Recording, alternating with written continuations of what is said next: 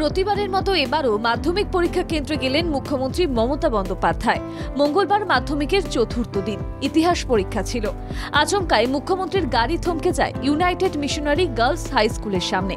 মাধ্যমিক পরীক্ষা চলছে স্কুলের ভিতরে পরীক্ষা দিচ্ছে পরীক্ষার্থীরা, বাইরে অভিভাবকদের ভিড়। মুখ্যমন্ত্রী অভিভাবকদের মধ্যে গেলেন, খোঁজখবর নিলেন তাদের সন্তানরা কেমন মাধ্যমিক পরীক্ষা দিচ্ছে, শুভেচ্ছা জানালেন পরীক্ষার্থীদের। অভিভাবকদের সঙ্গে কথা বলে তাদের পড়াশোনার বিষয়ে খোঁজ খবর নিলেন। কথায় কথায় উঠে এলো শিক্ষা সংক্রান্ত অনেক বিষয়।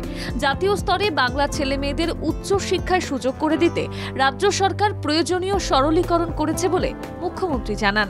আমাদের সময় 40 নাম্বার দিত, এখন তো করে দেওয়া হয়েছে, এখন তো 80-90 মানে গড়ে করে দেওয়া হয়েছে, যাতে উচ্চ মানে যেগুলো মানে হায়ার এডুকেশনের পক্ষে আমাদের ছেলেমেয়েরা যদি ভালো নাম্বার না পায় তাহলে তারা ন্যাশনাল কম্পিটিশনে কি করে যাবে, সেই জন্যই এটা এখন চেঞ্জ করা হয়েছে। রাজ্য সরকার উচ্চ শিক্ষার জন্য অনেক নিয়ম বদল করেছে পরীক্ষার্থীদের স্বার্থে, সে কথাও তুলে ধরেন মুখ্যমন্ত্রী। বিশেষ করে নম্বরের বিষয়টি।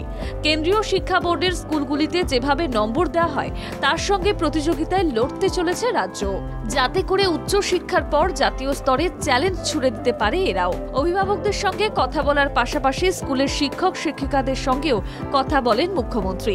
আলোচনায় উঠে আসে স্কুলের রং করার বিষয়টি। মুখ্যমন্ত্রী তাদেরকে এস্টিমেট জমা দেওয়ার প্রস্তাব দেন। আগামী মঙ্গলবারের মধ্যে মুখ্যমন্ত্রীর প্রতিনিধি এসে সেই এস্টিমেট নিয়ে যাবেন এবং স্কুল রং করার ব্যবস্থা করা হবে বলে আশ্বাস দেন মুখ্যমন্ত্রী। হঠাৎ করে এভাবে মুখ্যমন্ত্রী চলে আসায় হতচকিত হয়ে উঠেছিলেন অভিভাবকরা। একদম সামনে থেকে অভিভাবকরা কথা বলতে পেরে বেজায় খুশি।